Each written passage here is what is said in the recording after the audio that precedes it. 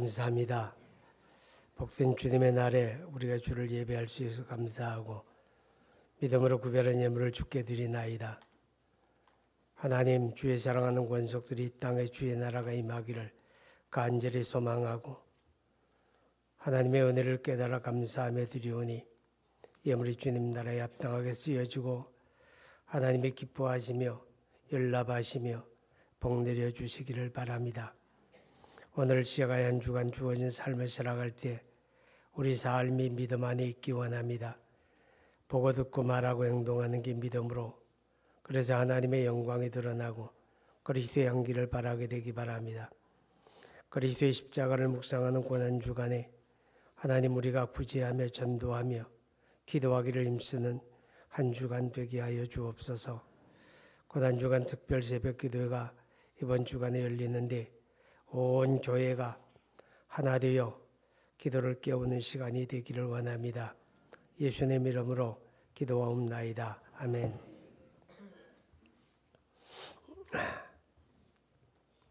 고난주간입니다. 예수님의 십자가를 묵상하고 우리가 주님의 십자가 위에 우리 믿음의 뿌리를 깊게 내리는 이제 그런 주간이라고 이해를 하면 됩니다.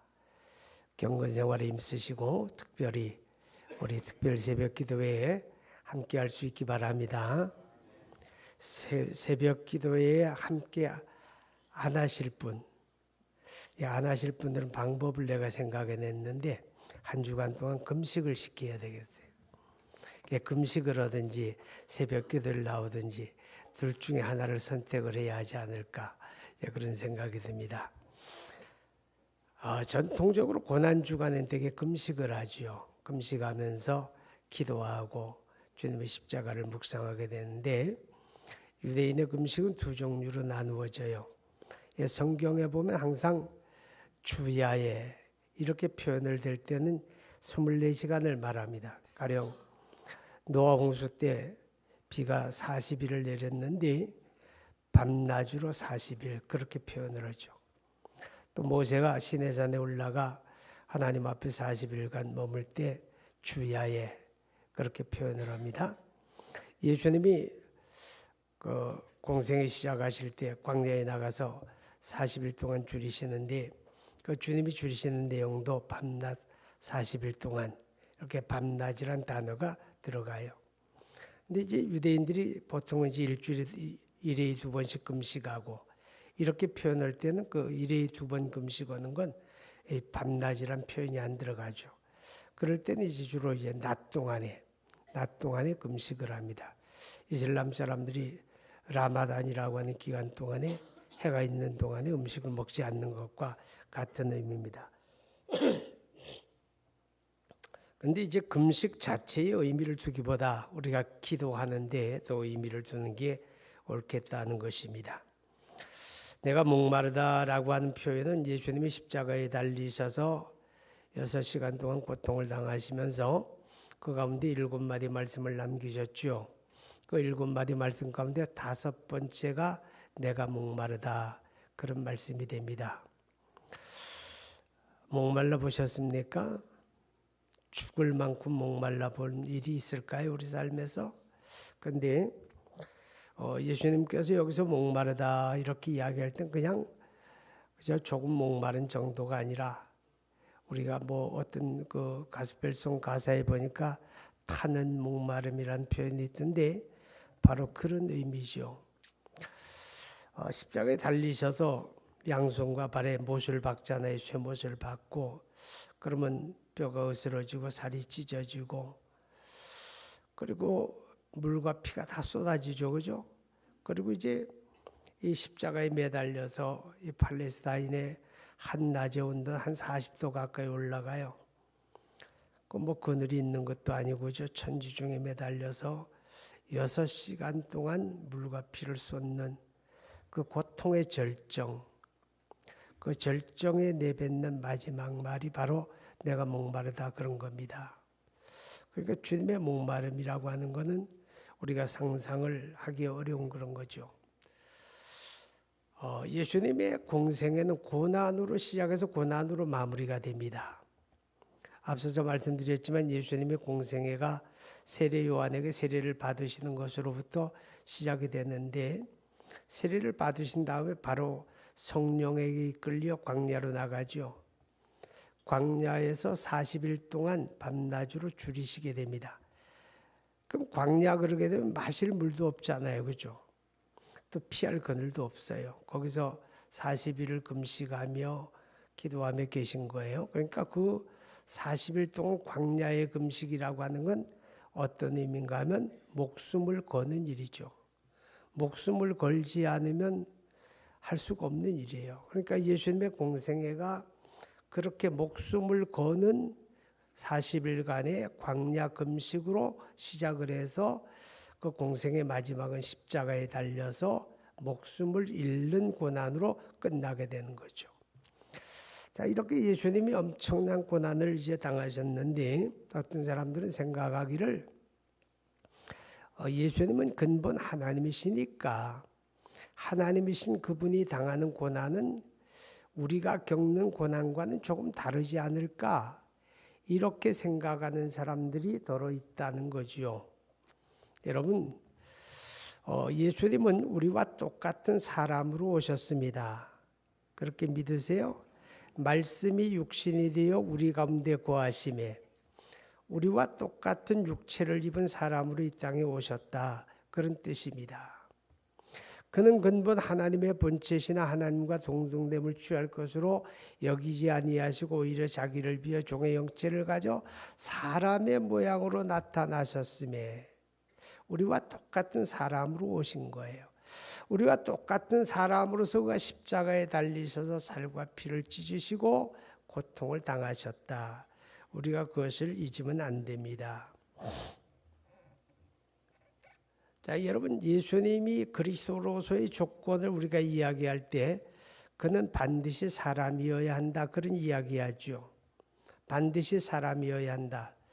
왜냐하면 사람의 생명은 사람의 생명으로만 대속이 가능합니다. 그래서 구약시대의 율법을 따라 성전에서 제사를 드리게 되는데, 양이나 소를 잡고 그 피를 가지고 제사를 드립니다. 근데 히브리서 9장과 10장에 보면 무슨 말씀을 하는가 하면, 이런 짐승의 피가 사람의 죄를 없이 하지 못한다 그럽니다. 짐승의 피가 사람의 생명을 대속할 수 없다는 거죠. 사람의 생명은 반드시 사람의 생명으로만 대속이 된다, 그런 의미입니다. 그런데 그렇기 때문에 그리스도는 반드시 우리와 똑같은 사람으로 이 땅에 오셔야 했고, 사람은 사람인데 그분은 죄가 없어야 하잖아요. 죄가 있는 자가 죄인을 대속할 수는 없어요. 내가 죽으면 내 죄로 죽는 거지 다른 사람의 죄를 대신 지진 못해요. 그러니까 사람은 사람인데 반드시 죄가 없는 사람이어야 하지요. 그럼 죄가 없는 사람으로 이 땅에 오시는 방법은 하나밖에 없어요. 그게 하나님의 창조 역사지요. 그래서 동정녀 마리아에게 성령으로 잉태되어 나셨다, 이렇게 성경이 말씀을 해요. 어떤 사람들은 말하기를 그렇게 참 이해하기 어려운 그런 방법을 쓸 필요가 뭐 있냐, 그냥 누가 되었든 그냥 우리가 그를 그리스도로 인정만 하면 되지 않느냐 그러죠. 그렇지가 않죠. 죄 있는 사람은 죄인을 대속할 수가 없으니까 반드시 죄 없는 몸으로 와야 돼요. 아담의 후손으로 오게 되면 다 죄인이잖아요. 그래서 성령으로 동정녀에게 잉태하시고 여자의 후손으로 이 땅에 오신 분이 예수님이다. 그분은 우리와 똑같은 몸을 입으시고 그 십자가에 달려서 6시간의 고통을 당하셨고, 그 고통 가운데서 그가 내가 목마르다, 이렇게 정말 외칠 수밖에 없는 그런 사정이었다는 거죠. 이렇게 예수님의 목마르심, 그 고난받으심이 우리에게 어떤 의미를 가지느냐, 전체적으로는 다 알고 있잖아요. 그죠? 우리의 죄를 대속하는 사건이 십자가라면, 특별히 그의 목마르심 통해서 그는 육체 아래 살아가는 인간의 고통을 겪으셨다는 거죠. 인간의 고통이 무엇이, 육체 아래 살아가는 인간의 고통과 슬픔과 비애가 무엇인지 예수님이 그 몸으로 다 겪으신 거예요. 가끔 사람들은 그런 이야기하죠. 내 사정은 아무도 모를 거야. 글쎄 옆에 있는 사람이 모를 수는 있지만 주님은 아십니다. 우리와 같은 몸을 입으시고 이 땅에 오셔서 그는 졸리기도 하시고 그는 배고픔도 하시고 그는 슬픔도 하시고 눈물도 하시고 아픔도 하시고 고난을 다 겪으셨기 때문에, 그렇기 때문에 그분은 우리를 능히 도우실 수 있는 분이다. 아멘. 우리를 도우실 수 있는 분이다, 그렇게 말해요. 히브리서 4장 15절 16절을 보면 우리가 때를 따라 돕는 은혜를 입기 위하여 은혜의 보좌 앞에 담대히 나아가자, 이렇게 말씀하면서 15절에 우리에게 있는 대제사장은 우리의 연약함을 동정하지 못하실 리가 아니요 모든 일에 우리와 똑같이 시험을 받으신 이라되 죄는 없으시니라. 그는 우리를 동정할 수 있는 분이다, 그 말이죠. 우리를 동정할 수 있고 우리를 도우실 수 있는 분이다. 왜냐하면 그분은 우리와 같은 몸을 입으시고 우리가 육체 아래서 겪어야 하는 모든 것을 경험했기 때문에, 그 몸으로 겪으셨기 때문에 우리 형편과 처지를 그분은 아시는 분이다. 할렐루야. 자, 예수 믿고 구원받은 사람들과 예수 믿지 않는 사람들의 차이는 뭔가 하면, 예수 믿고 구원받은 사람은 아무런 고난도 없고 실패도 없고 병드는 것도 없고 만사형통하고 평안하고 안전하고 그럴까요? 그러면 아무도 천국 가려고 안 하겠죠, 그죠? 근데 예수 믿는 사람이나 믿지 않는 사람이나 이 땅에 살아가는 삶에는 다 비교돼요. 다 병들기도 하고 실패도 하고 고통도 당하고 자식 문제로 눈물 흘리기도 하고 아픔을 다 겪고 살잖아요, 그죠? 근데 다른 게 있어요. 다른 게 뭔가 하면 안 믿는 사람은 그런 고통을 당할 때 좌절하고 낙심하고 자포자기하잖아요, 그죠? 근데 믿는 사람은 똑같은 고난을 당할지라도 고난을 대하는 자세가 달라요. 낙심하지 않는다, 그 말이죠. 좌절하지 아니하고 나의 형편을 아시고 나를 도우실 수 있는 그 주님을 바라보는 거예요. 아멘. 그 주님을 바라보는 거예요. 그 주님을 앙망하는 거예요. 그래서 야고보서 5장 13절에 너희 가운데 고난당하는 자가 있느냐? 저는 뭐 할 것이요? 기도할지니라. 고난당하는 자가 있느냐? 저는 기도할지니라.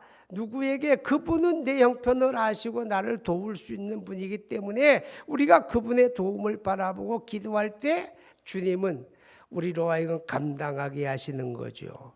헤쳐나가게 하시는 거죠. 할렐루야.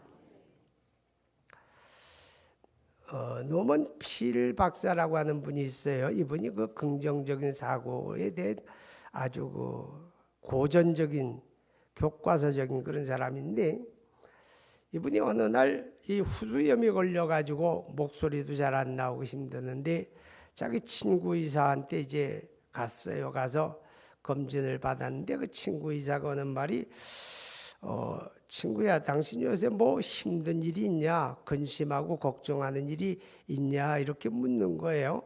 이 필 박사가, 아니 목사가 뭐 달리 근심할 게 있겠냐, 그냥 근심할 게 있다면 설교 준비하는 게 근심이지 뭐. 자고 나면 설교하고 자고 나면 설교하고 새벽 기도에 뭐로 설교할까, 다음 주에는 또 뭔 설교할까, 초상난 집에 가서 무슨 설교할까, 늘 그런 근심이지 뭐 다른 걱정이 있겠나, 그렇게 이야기해요. 그러니까 이 의사가 노먼 필을 향해서 하는 말이, 이보게 친구야, 자네는 자네 문제를 그렇게 너무 집중하고 주목하지 말고 우리를 도우시는 하나님을 집중해야 하지 않나? 그게 우리 신앙이잖아. 이렇게 얘기를 들으면서 그 노먼 필이라는 목사님이 한 대 딱 맞은 느낌이 왔다고 그래요. 그리고서 이분이 이제 이야기하는 거예요. 우리가 어떤 문제를 집중하기보다 그 문제보다 크신 주님을 집중을 하는 거죠. 문제를 집중하게 되면 문제 속에 빠져들어가고 낙심하게 되는데, 도우시는 주님을 집중하게 되면 주님으로부터 은혜가 오는 거예요. 헤쳐나가는 지혜가 오는 거예요. 뛰어넘는 능력이 오는 거예요. 할렐루야. 오늘 주님이 십자가에 고난당하시고 그는 말씀을 해요. 우리 형편을 아시는 분, 우리를 도우실 수 있는 분. 고난 속에 낙심되지만 그때 우리가 낙심하지 말고 도우시는 주님을 바라볼 수 있기를 바랍니다. 그리고 예수님께서 십자가에 달려서 이렇게 갈증, 타는 듯한 목마름을 겪으신 것은 여기 계신 여러분을, 저와 여러분을 저 지옥의 목마름으로부터 우리를 건져내기 위한 예수님 당신의 목마름이었다라는 거지요. 지옥의 목마름을 아십니까?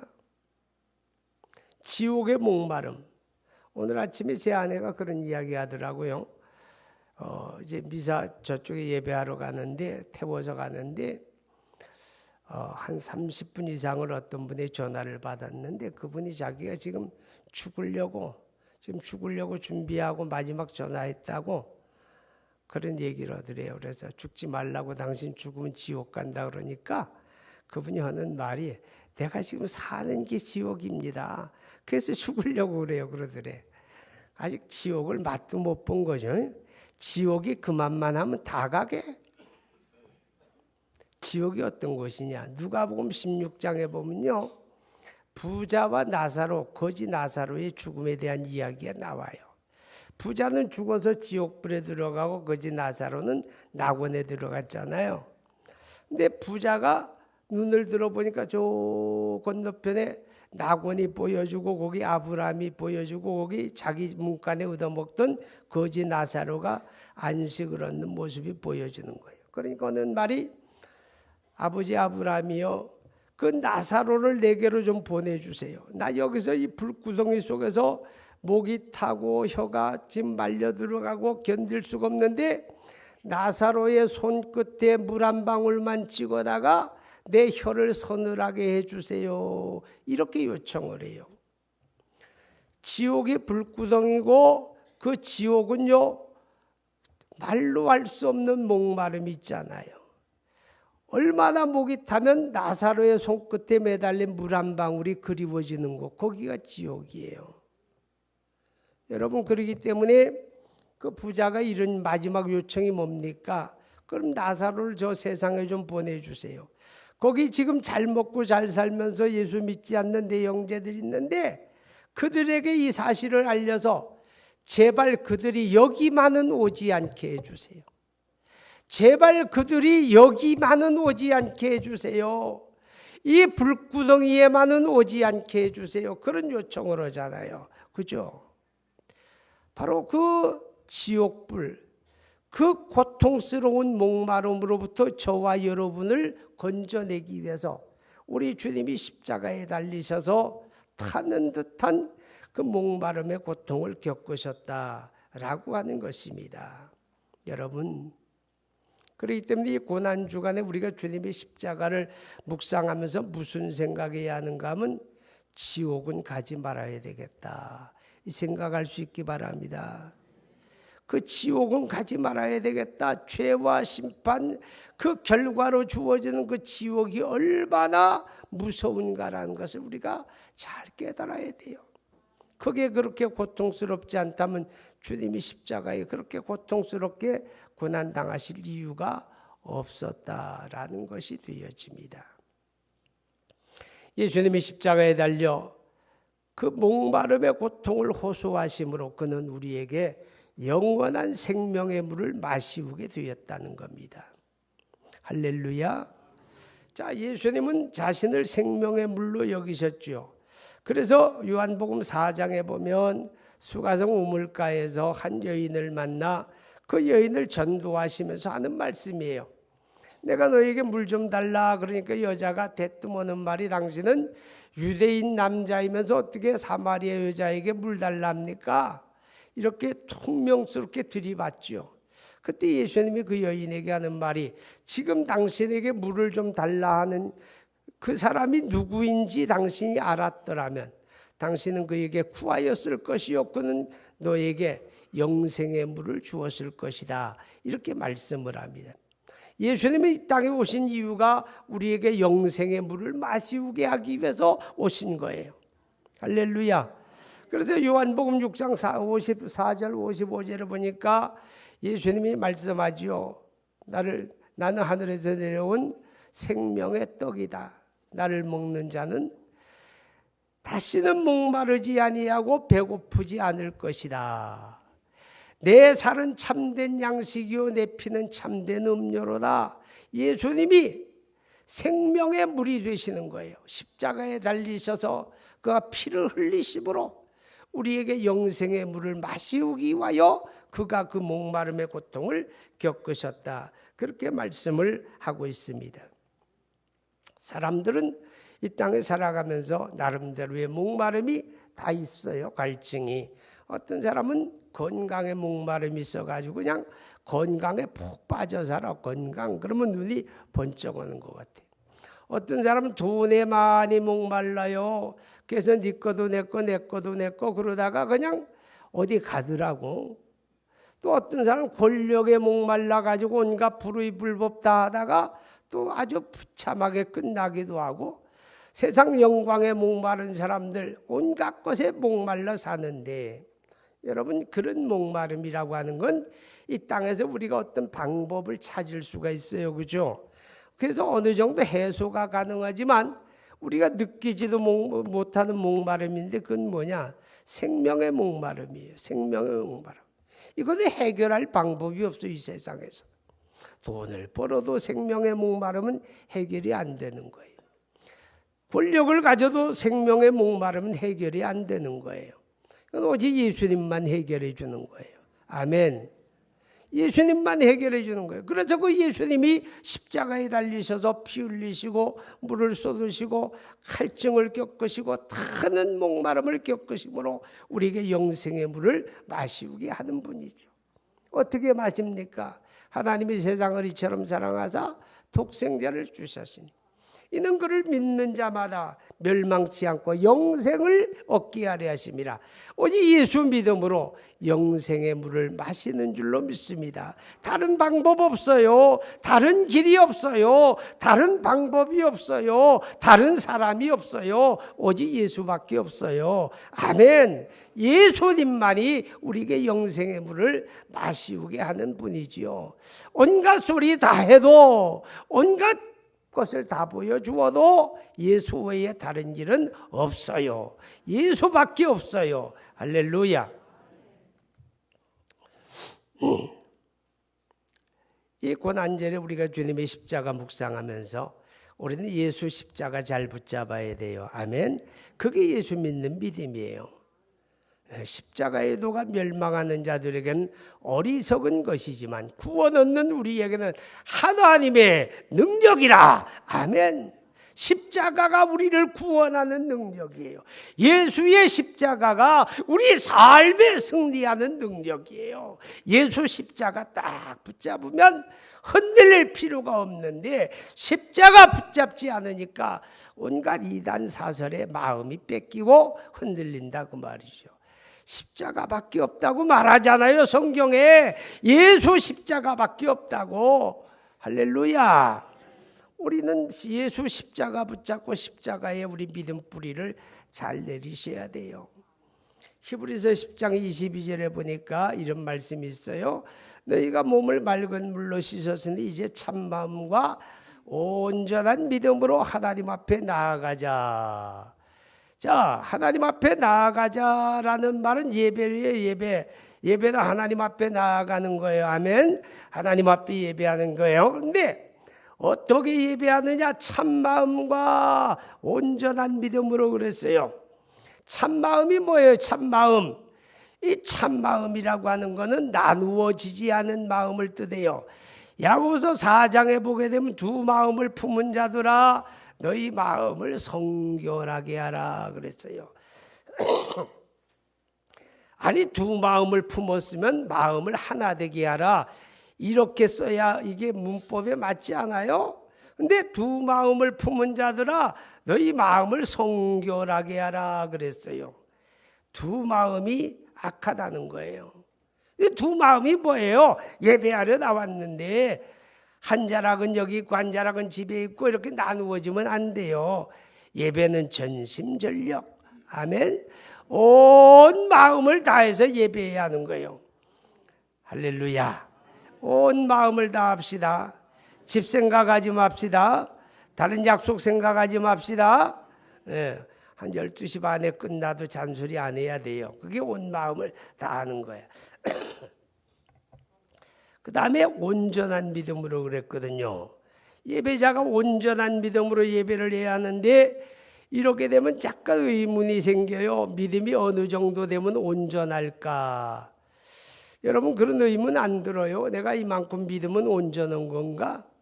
우리가 하나님 앞에 주의를 거룩하게 지키는 것 굉장히 중요한 믿음입니다. 믿음으로 아니하면 주의를 지키지 못하죠. 주의를 잘 지켜야 돼요. 그러나 주의를 잘 지킨다고 해서 내가 온전해졌는가?